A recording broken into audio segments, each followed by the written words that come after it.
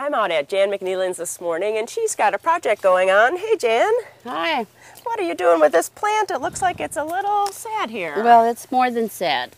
This is a ligularia that I bought, and the reason I want to show it to you guys is that no matter if you think you know what you're doing. And you do. Well, you think gardener. you know, but this plant does not like it any place I've found so far. And I know it needs a lot of water. It has the ability to be ravaged by slugs. And it definitely has been all those things. We've kept it really moist. We've tried the shadier locations, sunnier locations. And I just want you to know that sometimes when you buy something and you try to take the best care you can of it, I think what I'm going to do now is I'm going to put it in a pot, and I'm not going to let it have the opportunity to be in the garden, and we're going to try to nurse it back to health in a pot, and then we'll go from there. Yeah, that sounds a good idea, and you bring up such a great point, because sometimes you just do everything possible and you just still can't save it. We've used slug baits, the phosphorus baits, and we've tried keeping it really moist, and so now we're going to try something else. Well, let's go into the vegetable garden, see what's going on out there, and I bet there's some successes there. There are. Okay, great. Alrighty. Jan, I can't believe all the zucchini flowers you have. You're going to have lots of fruit.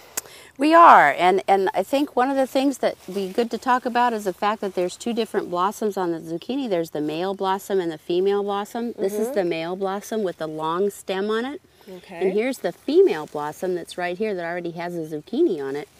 And if you have a lot of blossoms and no fruit yet, the male blossoms come on first. Oh. And so they'll come on, they'll drop off, and then they'll start to set female blossoms, and then you'll start to get the zucchini. So have heart, wait, give it some time, and you'll end up with enough fruit. Right. And then you'll wish you didn't have that many later on.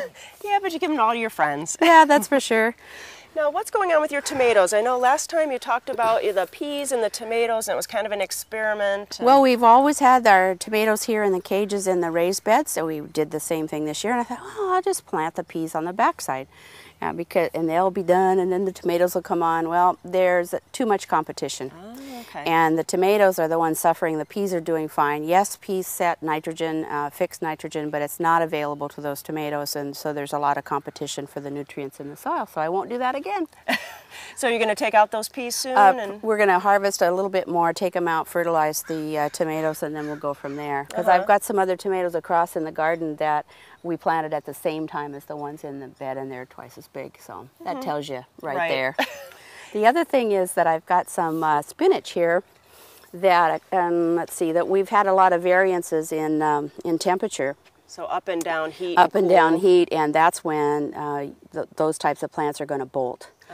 And meaning they're going to start to flower. They want to flower. They figure it's the end of the summer. They can't do this anymore. So I'm going to just literally, I'm going to take this whole, maybe I'll pick some of the bases of them that are still good, but I'm going to take this whole row out. I'm going to clean this up, and then I'm going to put in a row of bush beans. Oh, okay. And you could put lettuce or any cool season crop that'll be available throughout the fall. And it's not too late to do that, so you still get to use the room and have harvest. Right. But you got to give up on it. It isn't going to get better. Even if you trimmed it down, it'd bolt again because it's too hot. And then the last thing here in the vegetable garden, on the edge, we have strawberries, and they got to be too big, and they're starting to mold, and they're flopping over, and so the strawberry crop is pretty much done. These are seascapes here. Okay. We took our riding mower and we just cut them down, and you can do it with any kind of mower, because all you want left is the crown of the plant. You don't necessarily need the foliage, just the crown. You fertilize, and what they'll do is they'll set the berries for the following year.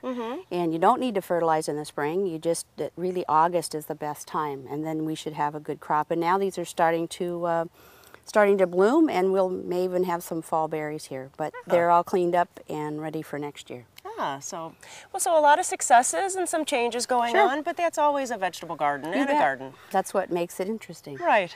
Well, thanks for having us out, and we'll see you again next time. Okay, Thank you. Bye.